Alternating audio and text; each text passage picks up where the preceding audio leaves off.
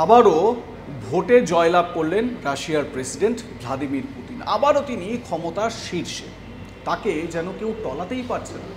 টানা 24 বছর ধরে ক্ষমতার একেবারে শীর্ষে রয়েছেন এই ভ্লাদিমির পুতিন।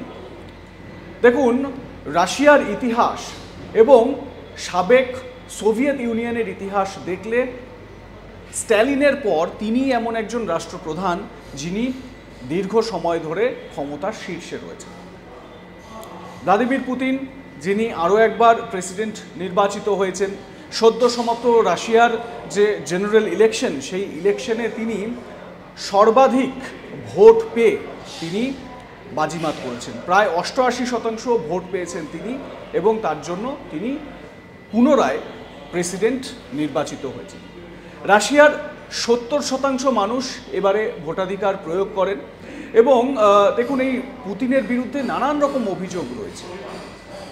ইউক্রেনের বিরুদ্ধে যুদ্ধ, সেই যুদ্ধে 2 বছর হয়ে গেলেও জয় আসেনি, এটা যেরকম একটা চাপ ছিল।